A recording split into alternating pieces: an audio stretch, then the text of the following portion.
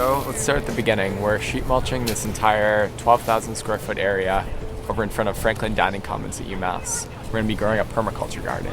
It's going to be acting as a sustainable garden because it's not going to need as many resources, and it's going to be a lot more resistant to drought. So this is the reason why we're layering all this organic matter. It's beefing up the soil by about 6 to 8 inches over an entire 12,000 square foot area.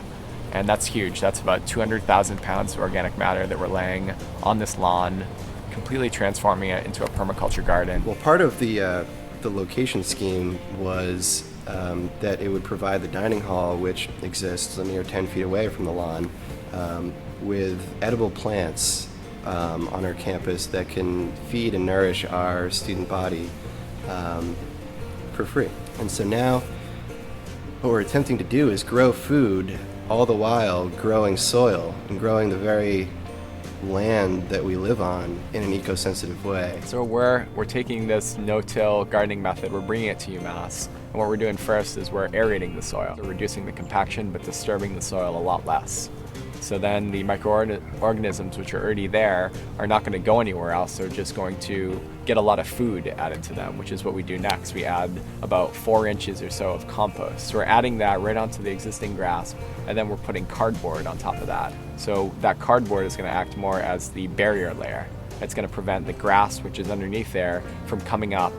On top of the cardboard, we're putting a mulch layer. And that can be anything from wood chips, which is what we use, to straw, to grass clippings, or yard waste, or garden waste, anything. Anything that's going to hold in moisture and hold in nutrients for the plants. Let that sit for about 5 months, and in the spring, you're going to have this great growing medium that plants are just going to thrive in. I think everyone should know how to grow their own food, know that they can do it, and it's not very hard. If everyone has that in their minds when they go to cook dinner every night, it's going to make a huge impact on how our country runs and I think the overall health of people, which is one of the biggest epidemics facing our country is just our food. We don't have to see up front any of the detrimental impacts of the way that our food is being made. If you're not being forced to face that, you just don't think about it. And students will have to with this project. American agriculture is really good at one thing, producing cheap food. So there's a lot of it, widely available.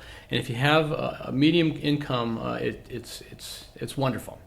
But there's some unintended consequences that come with industrial agriculture: resource depletion, pollution, and disruption of rural communities, particularly. And so we think we can do better. Agricultural sustainability starts to look at some of these issues, but permaculture really takes it home. Too often times we just look for what's the most expensive and therefore the best solution, but sometimes the best solution starts out with the simplest form. With permaculture, we can simply say, okay, what do we have?